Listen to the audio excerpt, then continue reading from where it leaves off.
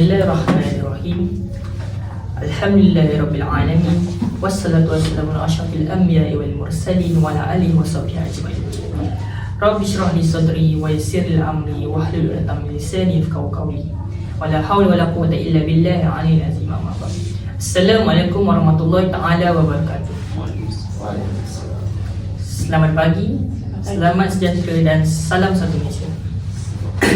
Yang dihormati barisan ahli panel kita pada pagi ini, hadirin hadirat yang dirahmati Allah SWT, bersyukur kepada Allah SWT kerana kita diberikan peluang untuk berkumpul dalam satu majlis ilmu untuk membincangkan satu tajuk yang cukup menarik dan satu tajuk yang cukup menarik untuk dibahaskan pada pagi ini. Tajuk kita punya forum pada pagi ini ialah mempertingkatkan profesionalisme di dalam pendidikan oleh kanak-kanak. Sebelum kita memulakan forum kita pada pagi ini, sudi untuk saya memperkenalkan para ahli panel kita pada pagi ini. Di sebelah kiri saya, kacak bergaya, Prof. Madya Dr. Dini Haikal bin Mio Rizal, seorang pensyarah Fakulti Pendidikan Kanak-kanak di Universiti Malaya. Selamat kenal, Prof. Okey. Seterusnya, ingin saya memperkenalkan di hujung kiri kita, ahli panel yang sangat hebat ya, Encik Muhammad Zaid Razim Mirza Nizam, seorang pemilik taska Al-Munirah di Selangor. Saya juga ingin mengucapkan syabas datanya kepada Encik Zaid kerana cawangan dia telah mendapat peringkat pertama di Malaysia. Terima kasih. Seterusnya saya ingin memperkenalkan panel kita yang ketiga. Di sebelah kanan saya, pemuda yang sangat berdedikasi, sangat handsome, kita tengok kacak gaya semua. Encik Muhammad Khoya Amin bin Kamal Zaman, seorang mahasiswa dan Presiden Pendidikan Kanak-kanak di UM. Dan akhir sekali, di hujung kanan kita, cantik menawan Puan Ruby anak Pompa Robert. Selamat datang Puan. Terima kasih.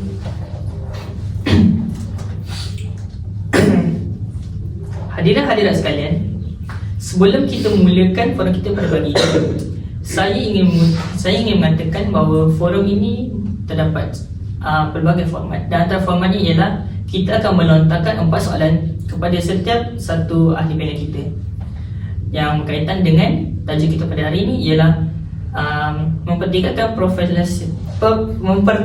profesionalisme dalam pendidikan kanak-kanak. Kita mulakan dengan panel pertama kita. Prof, guru mempunyai kod etikanya yang tersendiri. Jadi, bolehkah Prof tolong terangkan apakah salah satu kepentingan kod etika tersebut? Dipersilakan dengan segala hormatnya. Terima kasih Encik Fati. Antara kepentingan kod etika guru adalah dia terdapat 3. Yang pertama adalah kod etika tanggungjawab terhadap kanak-kanak. Yang kedua adalah kod etika terhadap ibu bapa. Dan terakhir adalah kod etika terhadap masyarakat. Okey, etika. Etika ialah satu sistem dasar tingkah laku bagi sesuatu kumpulan, golongan, manusia atau organisasi. Sistem dasar yang diterangkan ini meliputi aspek-aspek moral yang baik dan buruk. Manusia menggunakan etika untuk menganalisis, menilai dan menentukan sama ada tingkah laku manusia telah mengikut peraturan yang telah ditetapkan. Okey, yang pertama, kod etika tanggungjawab terhadap kanak-kanak. Guru dan pengajar perlu mengutamakan kebajikan dan keselamatan kanak-kanak. Sebagai guru, telah diamanahkan untuk mengajar kanak-kanak, dan juga sebagai guru kita perlu menjaga kebajikan dan keselamatan kanak-kanak kerana kanak-kanak dan anak murid itu berada di bawah tanggungjawab guru. Yang kedua adalah tanggungjawab kod etika tanggungjawab terhadap ibu bapa. Guru dan pengajar perlu berusaha untuk mewujudkan hubungan mesra dan kerjasama yang erat antara tadika dan ibu bapa. Ini supaya mudah untuk guru memberitahu tentang perkembangan anak-anak mereka pada ibu bapa lah, ya.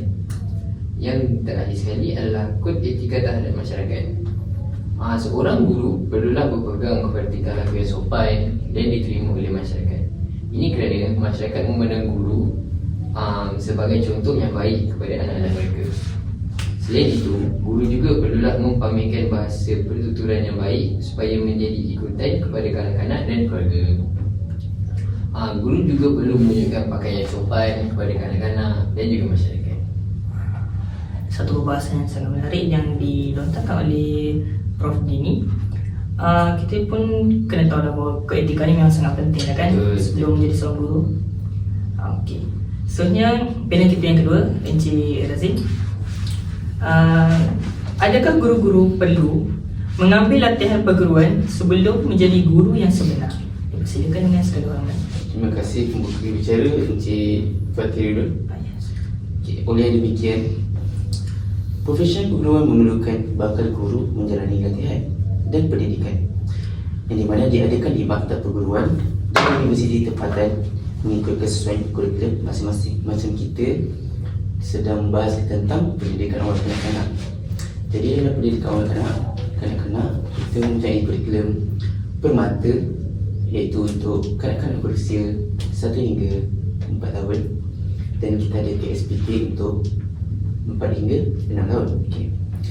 Selaras dengan keperluan bakal guru, program-program pengajian fakulti pendidikan telah mewajibkan pelajar-pelajar untuk menjalani latihan mengajar di sekolah-sekolah swasta ataupun sekolah-sekolah kerajaan.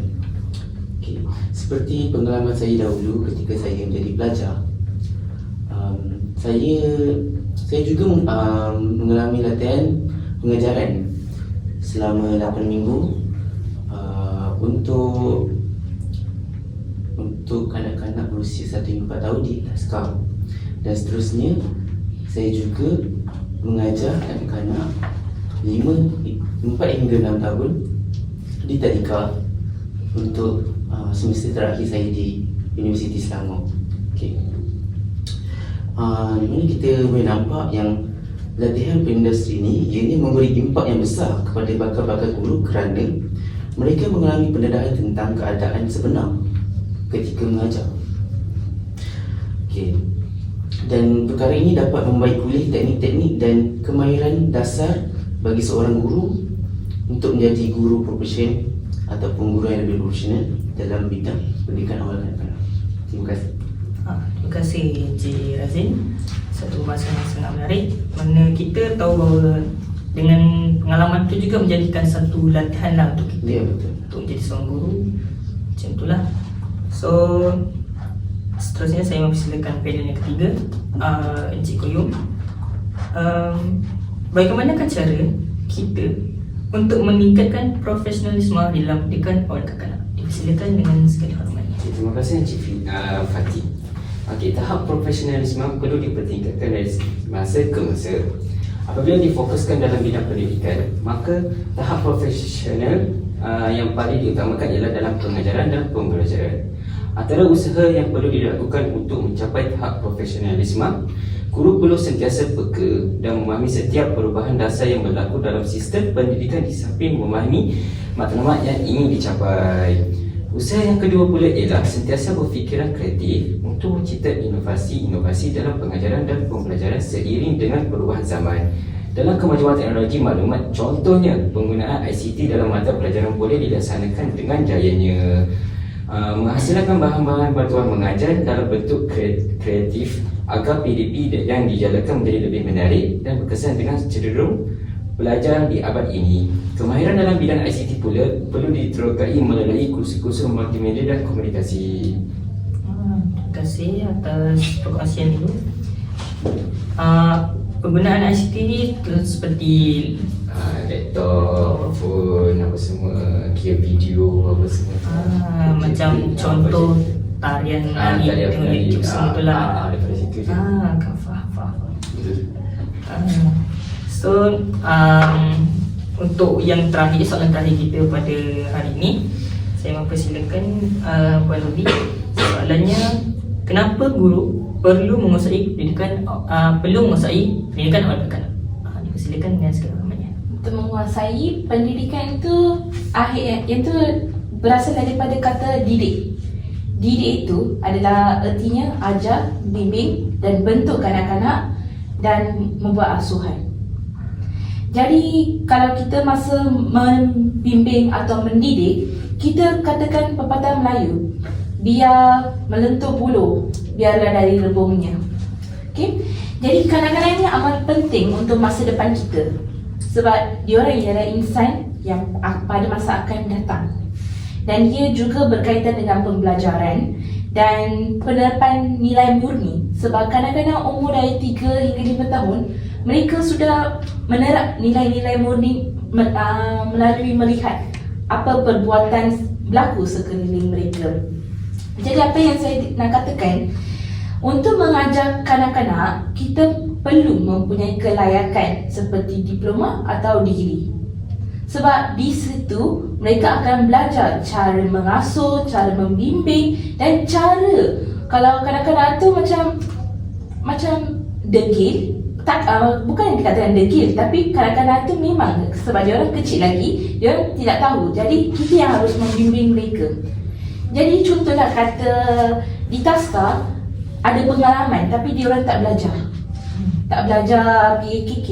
Dia orang tak boleh kawal kanak-kanak tu. Macam dia orang tak tahu cara nak kawal. Jadi di taska atau tadika ada jawatan kosong macam umur 18 boleh bekerja lepasan SPM. Jadi macam tu ia akan menjejaskan pembelajaran kanak-kanak yang akan datang. Macam mereka tak ada yang umur 18 dan pembimbing itu tak ada cara membantu mereka mengajar kanak-kanak tu untuk masa datang. Macam kita kalau belajar diploma atau degree, kita boleh tahu ini adalah caranya, ini adalah bentuknya. Saya bukan nak burukkan, tapi saya ada cadangan lebih baik, iaitu pengetua taska atau tadika atau majikan harus bagi peluang kepada pembimbing atau pelajar lepas SPM untuk belajar PKK. Macam ada kos 1 bulan asuhan, so send mereka ke sana. Jadi diorang boleh sikit belajar tentang PKK juga. Okay, saya faham. Sebenarnya kita bukan nak merendahkan mereka, kita nak bagi mereka lebih belajar lagi supaya mereka senang untuk didik kanak-kanak di masa depan, seperti mengikuti asuhan mata tadi. Terima kasih untuk semua panel kita pada hari ini. Itu saja perbahasan kita pada pagi ini. Semoga dengan penyampaian yang telah dibicarakan oleh kesemua panel kita pada pagi ini memberikan impak yang baik untuk semua masyarakat. Sekian, itu saja daripada kami semua. Yang baik semua datang daripada Allah SWT dan yang buruk itu datang daripada khilaf kami semua. Terima kasih. Wabillahi taufiq wal hidayah. Assalamualaikum warahmatullahi taala wabarakatuh. Waalaikumsalam warahmatullahi wabarakatuh.